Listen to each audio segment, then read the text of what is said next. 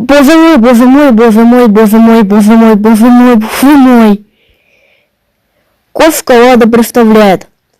Зачем ты используешь женский визг в звуковой эффект? Ты знаешь, этот звуковой эффект плохой для здоровья. Ты должен использовать ярый кричит звуковой эффект. Ты слушаешь нас? Нет, ты ленивый. Ты использовал этот вонючий звуковой эффект. Вот тебе что гад за тебя скажет. Кем ты вырастешь, кем ты станешь, ты ничего добьешься не жизнью. Из-за этого звуковых эффектов вырастают бандитами, маньяками, убийцами. Конец.